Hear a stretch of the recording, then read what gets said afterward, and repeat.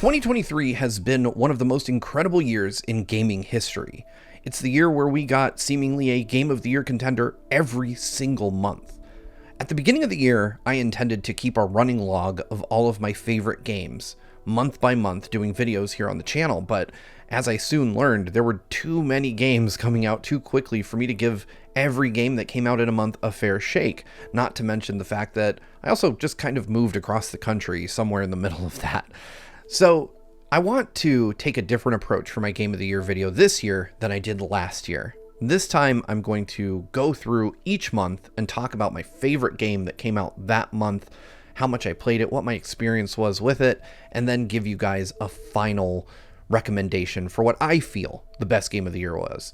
Now, there are going to be some games that I miss. I didn't play nearly enough of Alan Wake 2 this year for me to qualify it for an award. That doesn't mean that it's a bad game or that I didn't like it. I just couldn't find the time to get through it. With certain other games, it will be a matter of personal taste. Baldur's Gate 3, though I tried it, just wasn't for me. I don't think it's undeserving of the awards it received. It's just not my kind of game. So make of that what you will. This is very much my personal list.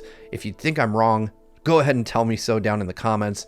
But before we jump into all of that, before we heap praise on the games themselves, I want to acknowledge the fact that 2023, while it was a great year for players, was not a great year for the industry. It was not a great year for the industry in terms of the people who work within it. People who made wonderful things, people who worked on some of our favorite games this year lost their jobs. Oftentimes, right after shipping a game or right before the holidays. It was a horrible time to be a person in the industry, creating the content that we so admire. So before we jump into these games, talking about how much we love them, I want to give a huge shout out to all the developers who worked on all of these projects. Whether you worked on any game, anywhere in the industry, you have my sincere thanks. It's a thankless job most of the time, and clearly not a very stable one in the best of days with publishers who really do have the money to be able to keep their staff on board after they ship a product. So thank you to all of you developers, designers, everybody who works on a game, whether you're credited or not. I want you to know that your contribution means something to me and to the rest of the GVG community. Thank you. Thank you. Thank you. We wouldn't have content to make without games to play. It means everything to me that there are so many talented people out there who are willing to work on something just to bring us joy, just to give us something to look forward to. So again, from the bottom of my heart, thank you. And if you were affected by those layoffs, my sincerest apologies. The industry shouldn't work this way. All right, with that being said, let's talk about 2023, the year that was in games. Now, I'm not going to go too far into the first 3 months of the year because, as I mentioned, I did document my experiences in those months. So in January, Fire Emblem Engage was my favorite game, and if you click the card above, you can listen to my full breakdown on why I enjoyed Fire Emblem Engage so much. Nintendo dominated the first 2 months of the year.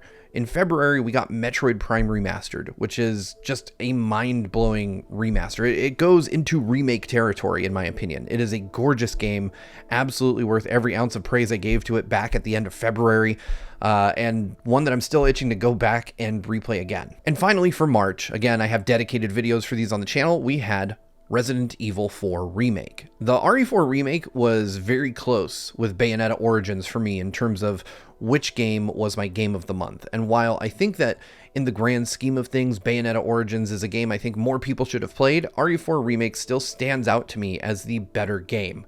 It is just one that builds upon a more solid base and becomes something that is not necessarily a replacement for the original Resident Evil 4, but kind of a supplement to it. I think Capcom made the right move here by making a remake that stands alongside the original Resident Evil 4 rather than aiming to replace it. But like I said, I have full thoughts on all three of those titles on the channel already. I'll leave links to those in the description for you to listen to my extended thoughts on those because they're already out there. What I really want to cover is those last 9 months of the year, the months where I didn't make a Game of the Month video. And maybe I'll bring that series back, but this is about what my favorite games were in those months, and April is where things kind of got off the rails for me, and hopefully I'll explain that here soon. My favorite game of April was Jedi Survivor, and that might be a weird one coming from me because I don't talk a whole lot about my love of Star Wars. I'm actually a pretty big Star Wars fan. I couldn't recite lines from the movies or anything at will, but I do actually really love the world, the lore, and the concept of lightsabers, the Force, Jedis, and having a game within that universe that controls like a Dark Souls game is right up my alley.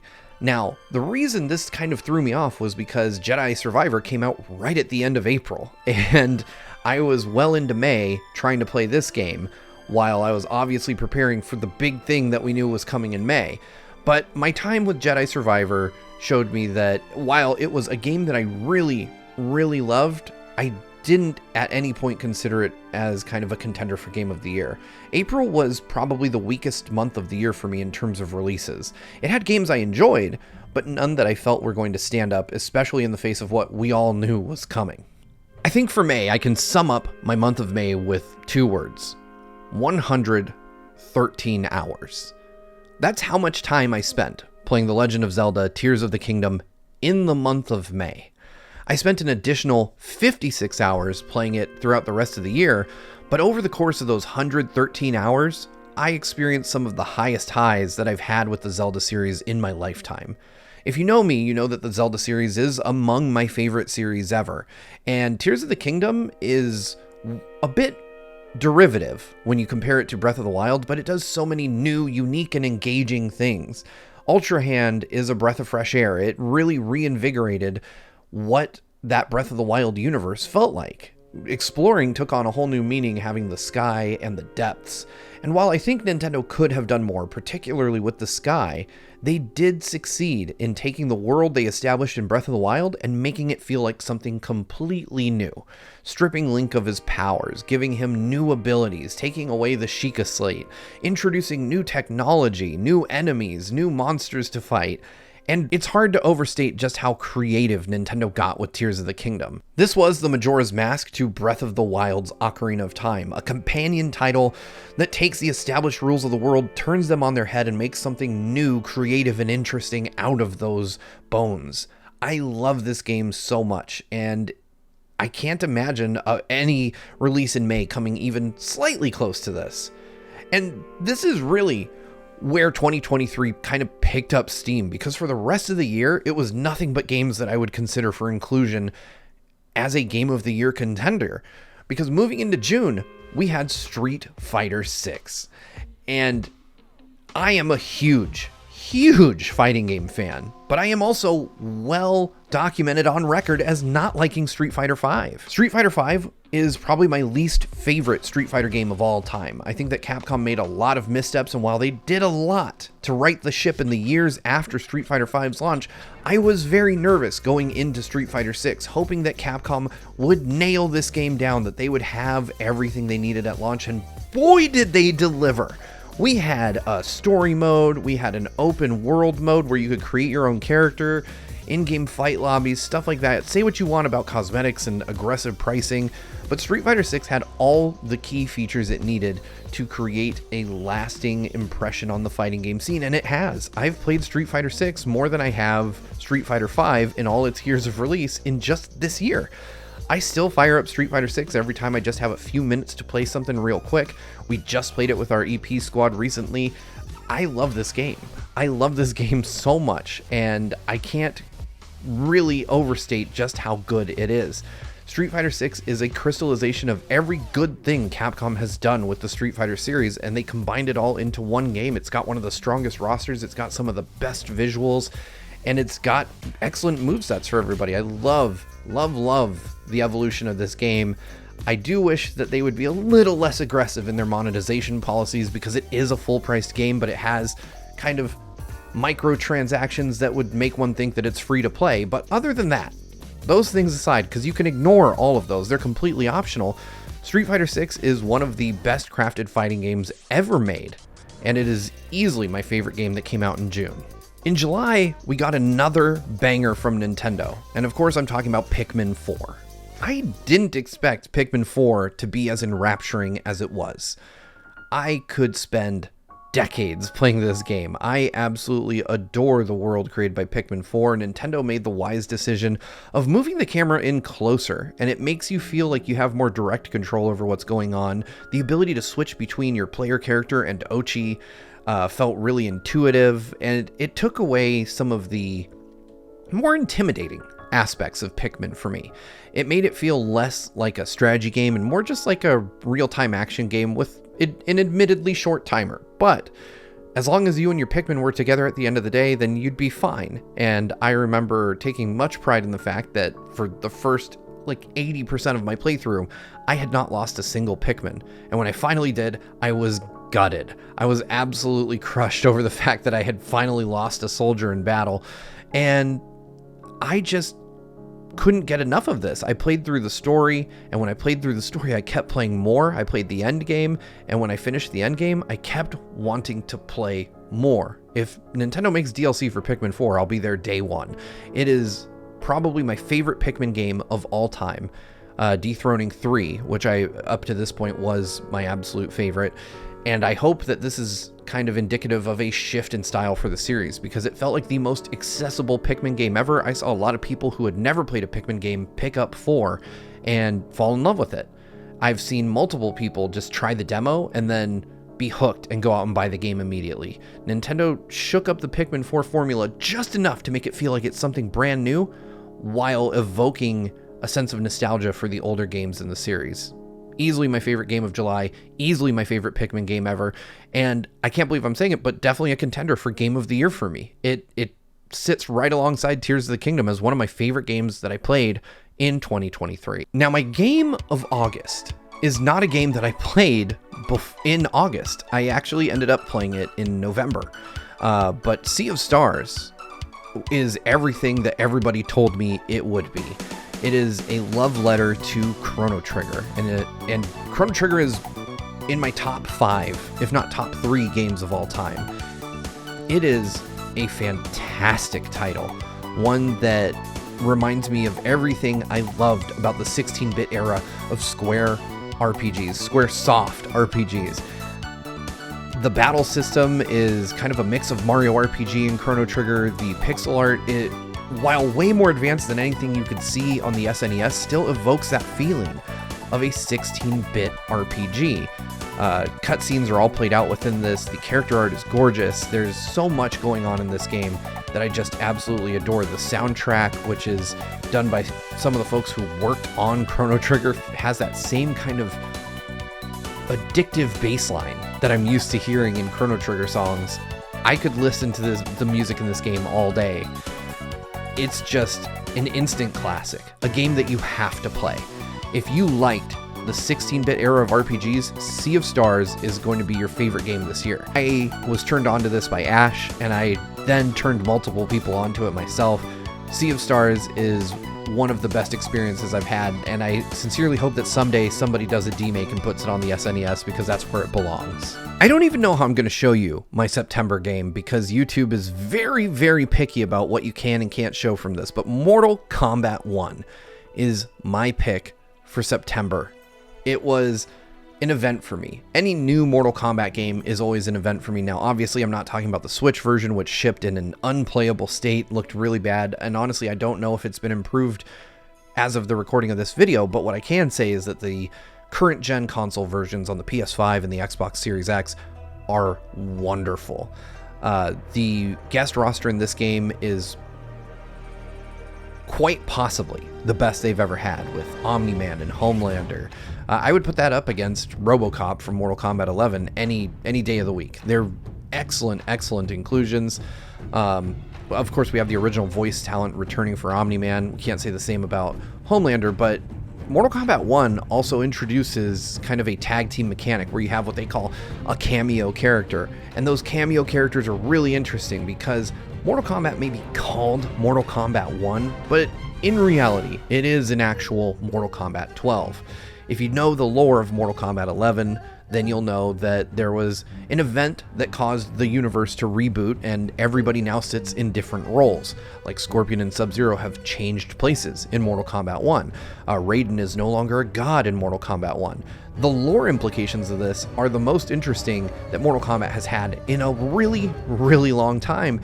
And when you couple that with just insanely tight fighting mechanics, really great moves, an excellent roster that pulls from kind of new takes on returning characters. So it gives you a reason to redesign all these characters, like Shao Kahn is now General Shao, and Sindel is no longer evil. Melina is a completely different character. There's a lot in there. They basically use this reboot as an opportunity to reimagine literally everyone, which is something I think that Smash needs, that I think a lot of fighting games need in this day and age. But they did it so well, they pulled it off so masterfully, that it's hard for me to think that they didn't have the idea for Mortal Kombat 1 cooking when they were writing the story for Mortal Kombat 11. It is a great direction that they took the series in. It makes it feel fresh and new again, even after nearly 30 years of being on the market. I'm really proud of what the team at WB and NetherRealm have pulled together for this, because Mortal Kombat 1 is right up there with Street Fighter 6 as two of my favorite fighting games of all time at this point. In October, I got my wish granted. I got my most anticipated game of 2023 in Spider-Man 2 for the PS5. I'm a huge fan of Spider-Man back to when I was a little kid. It's one of the few franchises that has been with me as long as Nintendo games have. Around the same time that I was getting into Mario and Zelda, I was reading Spider-Man comic books and collecting Marvel trading cards. So Spider-Man 2, when I saw it at Summer Game Fest, was one of the most hype announcements of the year for me. Obviously, we knew going into 2023 that we were going to be getting Spider-Man 2, but we got the release date reveal back in July at Summer Game Fest, and I finally got my hands on the game in October, and just like May with The Legend of Zelda Tears of the Kingdom, I had no doubt that this was going to be my game of the month for that month because of how much I had been anticipating this title. Of course, I have since fully reviewed the game on GVG, so you know my full thoughts on Spider-Man 2, but to summarize, it took one of my favorite narratives of all time, being the Venom story, and crafted a unique version of that character's origin to fit into the Insomniac Spider-Man universe. I don't want to go into spoilers because, again, it's one of the biggest games of the year. It's only been out a handful of months, and I don't want people to learn anything that they didn't want to learn from this video. But suffice it to say, I love the way Insomniac handled Venom. I love the way they handled characters that are related to Venom, if you know what I mean.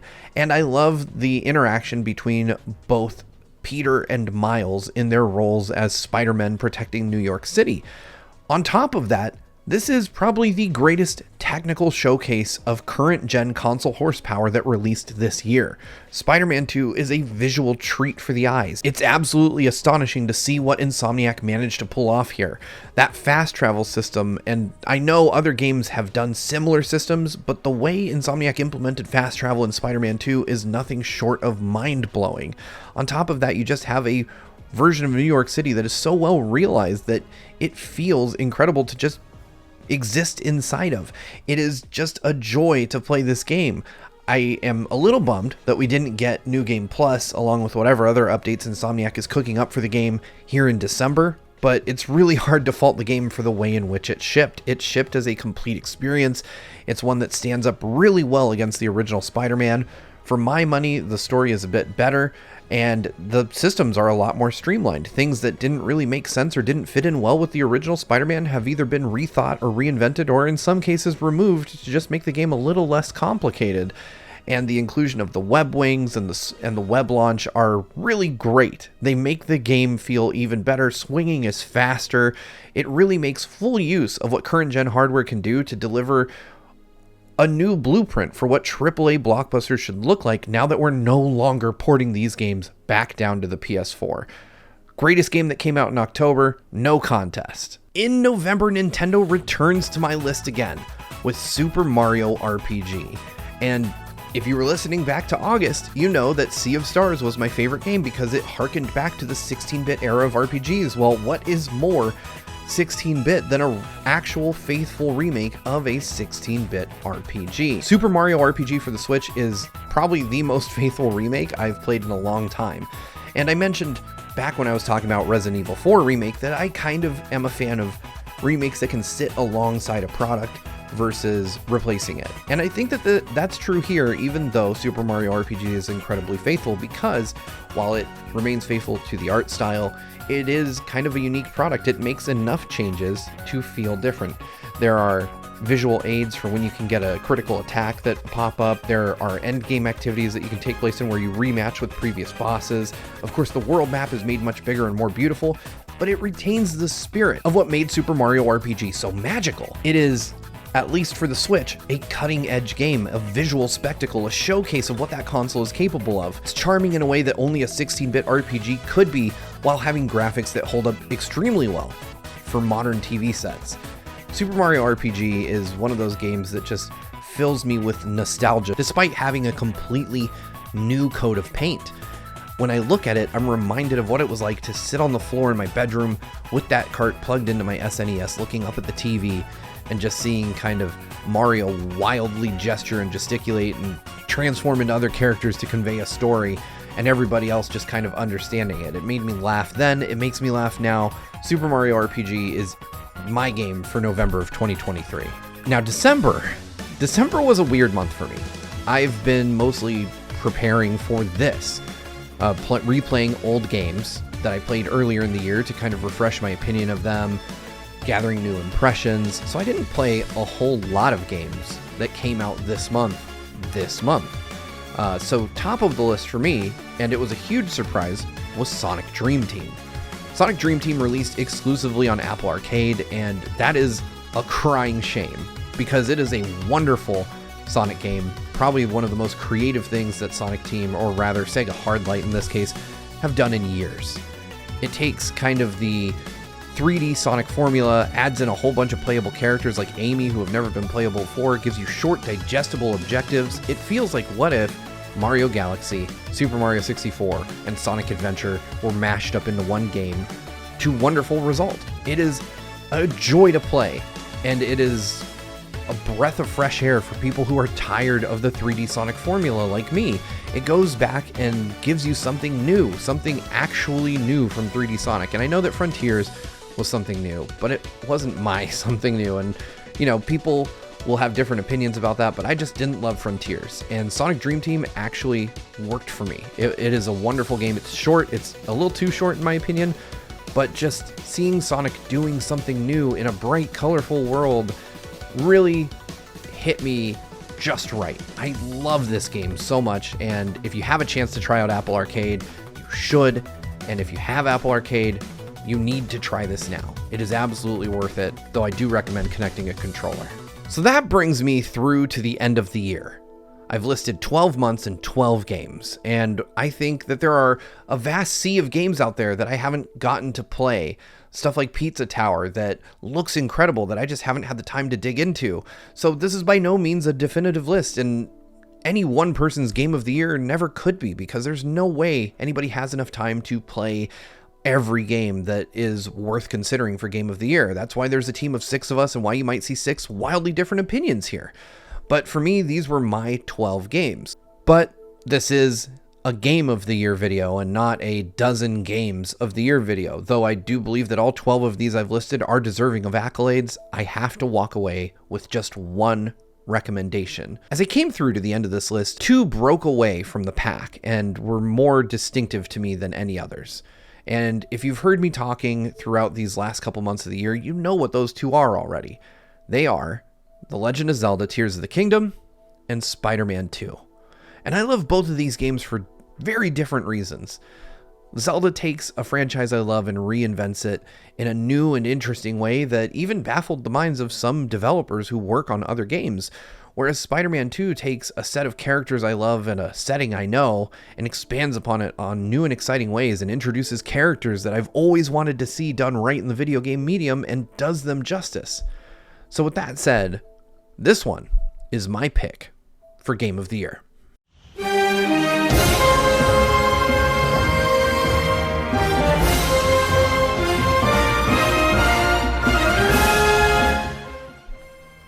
That's right, it's Legend of Zelda Tears of the Kingdom. Link's descent from the skies into Hyrule, discovering the Zonai and adventuring anew, finally taking on the real threat to Breath of the Wild's version of Hyrule, was too exciting for me to pull away from. When I revisited it at the end of this year, I was reminded just how awe-inspiring this game was. Just the level of technical aptitude that went into creating this game, the level of creativity, and the level of freedom that Nintendo was able to develop for players in this game. Nobody solves the problem the same way as the next person over. Nobody explores the same way in this game. Nobody does anything with the same approach.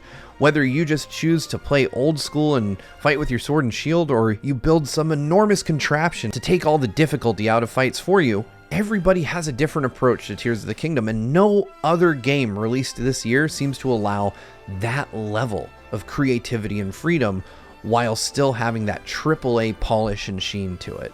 My hat's off to the team at Nintendo for creating a Zelda experience the likes of which we will almost certainly never see again. The next Zelda will be nothing like this, and that's probably for the best. But Tears of the Kingdom will forever occupy a unique place in Zelda history and in the history of games, and that's why it's my game of the year. Thanks for watching.